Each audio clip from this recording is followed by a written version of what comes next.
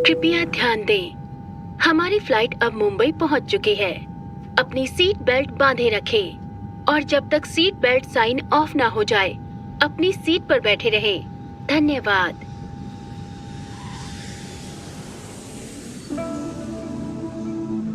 Announcement को सुनने के बाद आरव और शनाया मुंबई एयरपोर्ट पर आ गए, जहां तृप्ति कुछ लोगों के साथ आरव को रिसीव करने आई थी। एयरपोर्ट से बाहर निकलते ही शनाया ने देखा 7 से 8 लोग जो फॉर्मल कपड़े में थे, वो बाहर आरव का इंतजार कर रहे थे। उनके पीछे 7-8 लग्जूरियस गाड़ियां भी थी। तृप्ति आगे आ गई और रिस्पेक्टफुली आरव की तरफ अपना हाथ बढ़ा दिया। Hello mister Ambani. आरव ने हाँ में अपना सिर हिलाया। हेलो मिस तृप्ति, हम कार में बैठकर आराम से बात करते हैं। ये नजारा देखकर शनाया की आंखें हैरानी से बड़ी हो गई। वो अचानक ही आरव का ऑरा, उसका रुतबा फील करने लगी। वो थोड़ी कॉन्शियस हो गई। आरव तृप्ति और शनाया के साथ एक 7 सीटर बिजनेस कार में आ बैठा, जिसमें फाइनेंस मैनेजर, लीगल एडवाइजर और पब्लिक रिलेशन मैनेजर पीछे बैठ गए।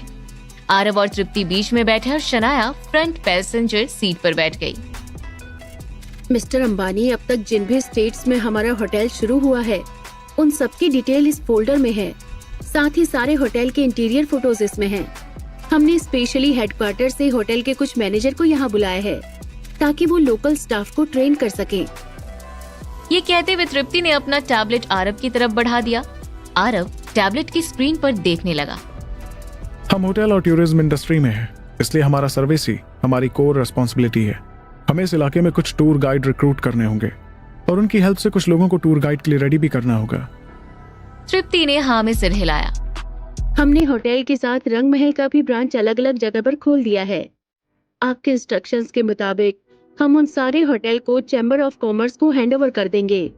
उनका कोऑपरेटिंग प्रोसेस और काम करने का तरीका बहुत फास्ट है, तो वो इसे अच्छे से संभाल लेंगे। वैसे मेरे पास कुछ चैम्बर ऑफ कॉमर्स के मेंबर्स का कॉल आया था। उनमें से कुछ लोग उन्हें मिल रहे बेनिफिट से डिससेटिस्फाइड हैं। मुझे डर है कि कहीं ये प्रॉब्लम हमारे बिजनेस पर बुरा असर ना डाले। ये बहुत छोटी सी प्रॉब्लम है। एक काम करते हैं, किसे क्या बेनिफिट मिलेगा ये हम एक कंपटीशन के थ्रू डिसाइड करेंगे। उनके बीच इंटरनली ही एक कंपटीशन करवा दो। अब जो भी उस कंपटीशन को फुलफिल करता है वो बिजनेस को पूरी तरह हैंडल कर देगा। लेकिन ध्यान रहे कि कंपटीशन इजी ना हो, उसका बेंचमार्क हाई कर दो। और इसके बाद भी तुम्हें बिजनेस के किसी भी पार्ट में प्रॉब्लम नजर आता है तो प्रॉब्लम क्रिएट कर रहे पर्सन को इमीडिएटली रिप्लेस कर दो। किसी को भी कोई दूसरा मौका नहीं मिलना चाहिए। तृप्ति के चेहरे पर स्माइल आ गई। मैंने भी यही सोचा था। मैंने कुछ डॉक्यूमेंट ड्राफ्ट किए हैं, आप उन्हें साइन कर दीजिएगा ताकि मैं ये मैसेज सारे चैम्बर ऑफ कॉमर्स को भेज दूं। मेरी तरफ से यही अपडेट्स थे। अब ये 3 मैनेजर्स आपको आगे की रिपोर्ट देंगे। पीछे बैठा फाइनेंस मैनेजर बोल पड़ा। मिस्टर अंबानी, मैं शुरू करता हूँ। मैं अभी सारे ट्रांजैक्शंस को हैंडल कर रहा हूँ। मैंने कियारा अग्रवाल मैम से इंस्ट्रक्शंस लिए थे और फिर हमने मुंबई में ही मिस्टी माउंटेन होटल का हेडक्वार्टर रखने का डिसाइड किया है। अब हम एक फाइनेंशियल डिपार्टमेंट बनाएंगे जो चैम्बर ऑफ कॉमर्स के साथ मिलकर काम करेगा। हाँ, ये सजेशन अच्छा है, मुझे इसमें कोई प्रॉब्लम नहीं है। आप इसे लीड कीजिए और आगे से काम करने के लिए यहीं पर स्टे कीजिएगा। मैं बाकी के ब्रांचेस में आपकी जगह किसी और को रिप्लेस करता हूँ। आरव की बात सुनकर फाइनेंस मैनेजर मन ही मन बहुत खुश हो गया। मुंबई शहर कश्मीर शहर से कई गुना ज्यादा डेवलप था और यहाँ के इकोनॉमिक पावर से उसका स्टेटस और भी ज्यादा बढ़ जाने वाला था। प्रमोशन के लिए thank you so much sir. अब पब्लिक रिलेशन मैनेजर की बारी थी। यहाँ पर मेरा काम हमारे बिजनेस के प्रमोशन को देखना है। होटल शुरू होने वाला है और हमने पहले से ही यहाँ मीडिया हाउसेस में बातचीत कर ली है और वो हमारे होटल को प्रमोट करने के लिए भी रेडी हैं। अब बस हमारे पास एक एम्बेसडर की कमी है। मैनेजर की बात सुनकर तृप्ति आरव की तरफ मुड़ गई। मैंने तो सोचा था कि आकांक्षा यहाँ के लिए बेस्ट एम्बेसडर रहेगी, क्योंकि लोग उसे जानते भी हैं और उसे बहुत पसंद भी करते हैं। उसके प्रमोशन से ही शुरुआत से हमारा होटल बहुत अच्छे लेवल पर जा सकता था, लेकिन अभी तो वो अपने दादाजी की मौत के बाद आकांक्षा अभी भी मनाली में थी और इसलिए आरव भी नहीं चाहता था कि आकांक्षा इतनी जल्दी काम शुरू करे, वरना ये आकांक्षा को हर्ट कर सकता था। आकांक्षा अभी काम नहीं करे तो अच्छा है। हमें किसी और एम्बेसडर के बारे में सोचना चाहिए। कोई ऐसा पर्सन जो यहाँ बहुत पॉपुलर हो और उसका यहाँ रुतबा भी हो और हाँ, उसके पास्ट में कोई डार्क चीज ना हुई हो। आरव हमेशा से ही एंटरटेनमेंट बिजनेस वर्ल्ड में इन्वॉल्व था और कहीं ना कहीं वो अब तक एंटरटेनमेंट इंडस्ट्री को भी जान चुका था। वो ऐसे बहुत से सेलिब्रिटीज को जानता था जो अपनी लाइफ में डिसिप्लिन से बहुत दूर थे, और जब वो थोड़े पॉपुलर हो जाते थे तो उनका पास्ट अचानक से उनके सामने आकर खड़ा हो जाता था, जो उनके करियर को एकदम से खत्म कर देता था। कोई कुछ बोलता उसके पहले ही शनाया पीछे मुड़ गई। ऋतिक आहूजा कैसा रहेगा, जिसने कुछ टाइम पहले ही गॉड ऑफ ह्यूमर में लीड रोल प्ले किया था। उसके लुक्स भी अच्छे हैं और उसका काम भी अच्छा है, और यहाँ अभी तो उसका बहुत दबदबा है। तृप्ति अपने बालों में हाथ फेरने लगी। जहाँ तक मुझे पता है, इसके प्राइवेट लाइफ तो गॉसिप से भरी हुई है ना, और ये रियल लाइफ में प्ले बॉय भी है। क्या वो सच में प्ले बॉय है? तृप्ति ने हामी भरी। शनाया चुप हो गई और कुछ सोचने लगी। क्रिस्टल कैसी रहेगी? ये तो अभी सबसे ज्यादा पॉपुलर फीमेल सेलिब्रिटी है। शनाया की बात सुनकर पीआर मैनेजर के चेहरे पर बड़ी स्माइल आ गई। हाँ, ये अच्छी कैंडिडेट रहेगी, लेकिन अभी कुछ दिनों पहले ही उसका एक स्कैंडल आया था जिसमें वो कास्ट सिस्टम को लेकर कुछ बातें कह रही थी, और इस वजह से उसे बहुत क्रिटिसिज्म भी मिला था। शनाया ने अपनी आंखें घुमाई। हाँ तो क्या हुआ? यहाँ तो कोई भी परफेक्ट नहीं है, और एंटरटेनमेंट इंडस्ट्री के लोगों पर तो सबकी नजर वैसे भी होती है। बेचारे कुछ करते हैं नहीं और लोग उनके पीछे पड़ जाते हैं। और वैसे भी सेलिब्रिटीज भी तो आखिर इंसान ही है ना। अब आपको इतना कुछ देखना है, पूरा क्लीन पास्ट चाहिए, तो आप इंसानों को तो देखना बंद कर दीजिए। इंसान तो आपके ब्रांड एम्बेसडर बनने से रहे। शनाया ने काफी दिनों तक सेलिब्रिटीज के इंटरव्यूज लेने का काम किया था, और इस वजह से उसे एंटरटेनमेंट इंडस्ट्री के बारे में काफी कुछ बहुत करीब से पता चल गया था। आरव ने प्यार से उसके गाल को छुआ। वैसे शनाया का आइडिया बुरा नहीं है, हमें किसी इंसान को ही ब्रांड एम्बेसडर बनाने की क्या जरूरत है? पीआर मैनेजर कुछ देर के लिए हैरान हो गया।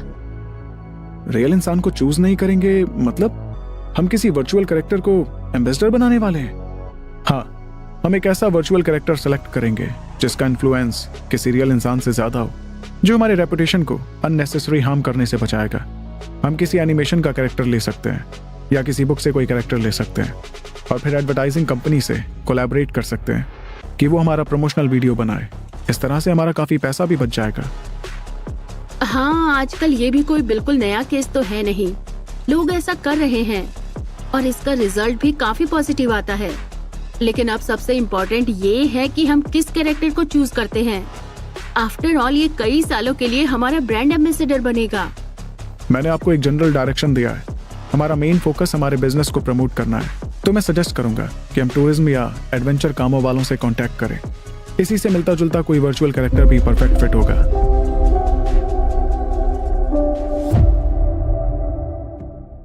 जीजू कितने बड़े आदमी बन गए हैं। फर्श से अर्श तक आना यही होता है।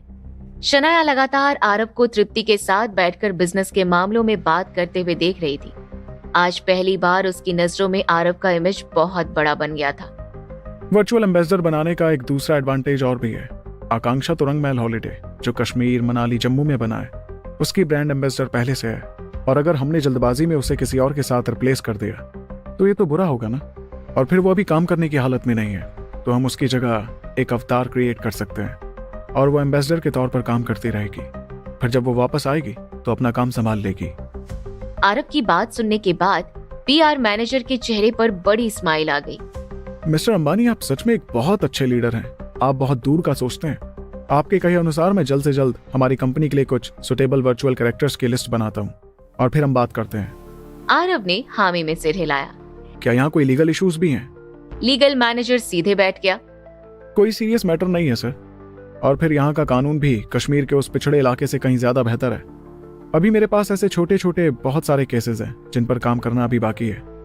बस एक प्रॉब्लम ये है कि मुझे जल्द से जल्द मुंबई लोकल के कुछ ऐसे प्रोफेशनल की जरूरत होगी जो लॉ में महारत हासिल किए हुए हों। इसके लिए तो आप यहाँ के किसी भी फेमस लॉ फर्म में जा सकते हैं और वहां से लॉयर्स उठा सकते हैं, या आप उस फर्म को ही हमारी कंपनी का काम दे सकते हैं। बाकी रिव्यू और पूरा मैटर हैंडल करने का काम आप देख लेना।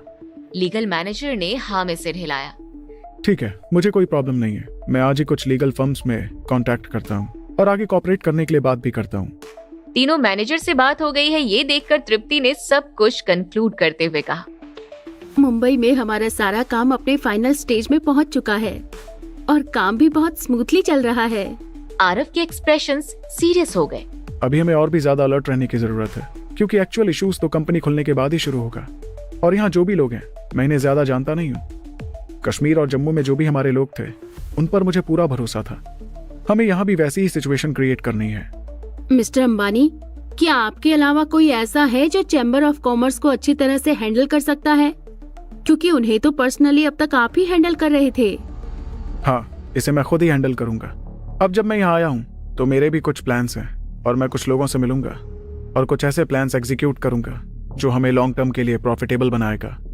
आरव जब कश्मीर गया था तब वहाँ अरविंद और बाकी के सारे रिलेटिव्स उसके बिल्कुल खिलाफ थे, लेकिन आरव ने उन्हें अपने साथ ला ही लिया और वो अब मुंबई आया था। यहाँ उसकी फैमिली के जितने भी रिलेटिव और यंग जनरेशन की जो भी लोग थे उससे उनसे मिलना था, क्योंकि यहाँ अंबानी फैमिली के डायरेक्ट पर्सन्स का इन्फ्लुएंस बहुत ज्यादा था। वो यहाँ बहुत ज्यादा पावर्स रखते थे। तृप्ति आरव और बाकियों को रंग महल हॉलिडे लेकर आ गई। अभी से ही हमारे होटल के थोड़े बहुत चर्चे होने शुरू हो गए हैं। यहाँ का एनवायरनमेंट और हाइजीन सर्विस लोगों को बहुत पसंद आ रहा है। तृप्ति लगातार होटल के बारे में बताई जा रही थी। उससे बात करने के बाद आरव अपने रूम में आ गया। वो शावर लेने जा ही रहा था, तभी दरवाजे पर किसी ने फिर से नॉक किया। कौन है? मिस्टर अंबानी, मैं हूँ तृप्ति। आरव थोड़ा हैरान हो गया, क्योंकि अभी थोड़ी देर पहले ही वो तृप्ति से बात कर अंदर आया था। आरव ने जाकर दरवाजा खोला। क्या हुआ? कहीं कोई प्रॉब्लम है? क्या हम अंदर चलकर कुछ देर बात कर सकते हैं? आरव ने अंदर आने के लिए तृप्ति को रास्ता दिया। तृप्ति के चेहरे पर नाराजगी साफ दिखाई देने लगी। आपका इस तरह अपनी सिस्टर इन लॉ को यहाँ लेकर आना मुझे बहुत ही डिसरेस्पेक्टफुल लगा। हाँ, माना कि हमारी शादी कैंसिल हो गई है, लेकिन फिर भी ये सही नहीं था। आरव के चेहरे पर एक ऑकवर्ड स्माइल आ गई। आप इस बारे में ज्यादा मत सोचिए। शनाया ने रिसेंटली अपना जॉब क्विट किया था, तो वो नई नई जगह घूमकर चीजों को एक्सप्लोर करना चाहती थी। जैसे उसे पता चला कि मैं किसी कंपनी का सीईओ बन गया हूँ, तो वो और भी ज्यादा एक्साइटेड हो गई। मैं कल ही उसके लिए कुछ लोगों का अरेंजमेंट कर दूंगा ताकि वो यहाँ आराम से घूम सके। तृप्ति ने अपनी आंखें घुमाते हुए आरव को देखा। मैंने इस मैटर का जिक्र इसलिए नहीं किया है कि मैं आपसे बहस कर सकूं, या मैं इतनी नैरो माइंडेड भी नहीं हूँ।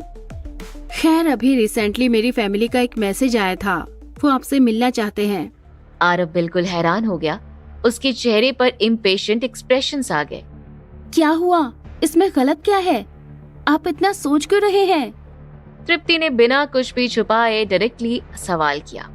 आरव जैसे इंटेलिजेंट पर्सन के सामने सब कुछ खोल कर रख देने में ही तृप्ति को अपनी समझदारी लग रही थी। आपकी वजह से कियारा अग्रवाल की पॉपुलैरिटी काफी बढ़ गई है। उसका डेली का सेल्स भी लाखों रुपए में है। इनिशियली मेरी फैमिली को लग रहा था कि आपके पास पैसे की कमी है और इसीलिए आप डेस्परेटली इन्वेस्टमेंट के लिए पैसे का जुगाड़ कर रहे हैं, और ये सुनकर मेरी फैमिली बहुत परेशान हो गई थी। लेकिन अब तो आपका डेली का काफी प्रॉफिटेबल बिजनेस है। आपने चैम्बर ऑफ कॉमर्स के साथ भी कॉर्पोरेशन शुरू कर दिया है। रंग महल हॉलिडे भी अपना मार्केट मुंबई में एक्सपेंड करने वाला है, और ये सब देखने के बाद वो लोग शांत कैसे बैठ सकते हैं? आरव को बहुत जोरों की हंसी आने लगी। मैं तो फिलहाल अभी बहुत बिजी हूँ। अगर वो चाहे तो किसी को भेज सकते हैं, मैं डिस्कस कर लूंगा। तृप्ति ने आरव के साथ काफी अच्छा समय बिताया था। वो आरव के टेम्परामेंट और पर्सनल स्टाइल को डिटेल में जानती थी। आरव चीजों को बहुत आसान और अप्रोचेबल बना देता था। चैम्बर ऑफ कॉमर्स के साथ कॉर्पोरेट करके आरव ने अपना बहुत सारा नुकसान होने से बचा लिया था। जिस स्पीड के साथ आप आगे बढ़ रहे हैं ना, इसके बाद तो आप आसानी से अपनी फैमिली से वो शर्त जीत सकते हैं। अब आपको बंसल फैमिली की सपोर्ट की कोई जरूरत भी नहीं है। तृप्ति एक बहुत इंटेलिजेंट पर्सन थी। उसे फर्क नहीं पड़ता था कि आरव उसकी फैमिली से मिल रहा है या नहीं। खैर, मैं अपनी फैमिली को इस बारे में बताती हूँ। वो यहाँ कल तक आ जाएंगे। मुझे बस यही बात करनी थी। आप रेस्ट कर लीजिए। ये कहकर तृप्ति वहाँ से निकल गई। उसके जाने के बाद आरव ने अमीश जी को कॉल किया। हेलो डैड, आपको तो पता चल गया होगा कि मैं मुंबई में अपना बिजनेस एक्सपेंड कर रहा हूँ। मुझे बस जानना था कि यहाँ पर हमारी अंबानी फैमिली का इंचार्ज कौन है। मैं उनसे मिलना चाहता हूँ। अगर हम सब एक साथ बैठकर आराम से बात कर सकें तो ये मेरे लिए अच्छा होगा, वरना मैं एक एक से मिलने जाऊंगा तो ये मेरा काफी टाइम ले जाएगा। और साथ ही वो लोग काफी सारे एक्सक्यूजेस भी बनाएंगे। अमीश जी अपनी बात कहते इसके पहले ही आरव ने मुस्कुराते हुए कहा, मुझे लगता है आप इस मामले में मेरी कुछ मदद कर पाएंगे। आप चाहें तो हम सबकी एक मीटिंग कर सकते हैं, वरना वो लोग कहीं मुझसे मिलने से इनकार ना करते। अब फैमिली के साथ जो मेरी शर्त लगी है उसे पूरे होने में ज्यादा टाइम नहीं बचा है, और मैं आखिर में फेल नहीं होना चाहता। तुम्हें मैं हमेशा तभी क्यों याद आता हूँ जब तुम्हें किसी चीज की जरूरत होती है। तुम बाकी टाइम तो मुझे कभी कॉल नहीं करते। कुछ देर रुको, मैं अरेंज करता हूँ। जब ये काम हो जाएगा तो मैं तुम्हें सामने से खुद कॉल करूंगा। आरव ने जल्दी से रिप्लाई किया। थैंक यू सो मच पापा। प्रे करूंगा कि आपकी लंबी उम्र हो। आप जल्दी सो जाइए और ज्यादा काम मत कीजिएगा। ठीक है ठीक है।